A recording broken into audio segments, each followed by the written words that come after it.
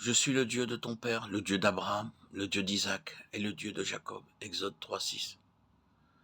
Le premier nom est le Dieu d'Abraham. Ce nom contient un message double. Abraham a pu découvrir la véritable signification de la justice. Et en second message, il était l'ami de Dieu. Il vit comment Dieu devait répandre une vie et une puissance nouvelle en lui et dans sa femme pour leur donner un enfant. C'est la puissance de la résurrection. Seule cette puissance l'a rendu juste et cela lui fut imputé à justice. Romains 4, 22. Ainsi s'accomplit ce que dit l'Écriture. Abraham crut à Dieu et cela lui fut imputé à justice et il fut appelé ami de Dieu. Jacques 2, 23. Le second nom est le Dieu d'Isaac. Isaac est un symbole de la résurrection. Il était un exemple vivant de la puissance de Dieu que l'on peut découvrir en chacun d'entre nous. Elle est à la portée de tous ceux qui lui obéissent. Cette puissance de résurrection agit de trois façons différentes.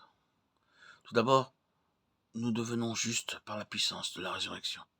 Le Seigneur Jésus a été livré pour nos offenses et il est ressuscité pour notre justification. Romains 4, 25.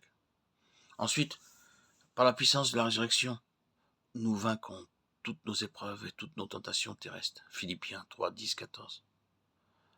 L'apôtre Paul a aspiré à connaître davantage cette puissance de résurrection, afin de gagner le prix de la haute vocation en Dieu. Paul avait besoin de la puissance de résurrection pour vaincre les épreuves et les tentations, et pour remporter le prix. C'est la raison pour laquelle, à un âge avancé, il soupirait à le connaître, lui et la puissance de sa résurrection. C'est le second mystère de la puissance de résurrection dans nos vies. Ce n'est que par la puissance de la résurrection que nous pouvons vaincre toute épreuve et toute tentation. Quelles que soient nos épreuves, nos tentations, nos limitations, nos faiblesses et nos chutes, nous pouvons dire par la foi, « Seigneur, je suis faible en moi-même et impuissant.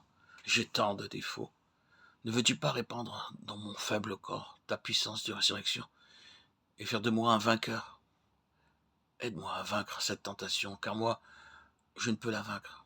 Je dépends de toi. » C'est par la puissance de la résurrection que le Seigneur veut nous donner la victoire. Ensuite, cette même puissance qui a ressuscité notre Seigneur est répandue dans notre corps.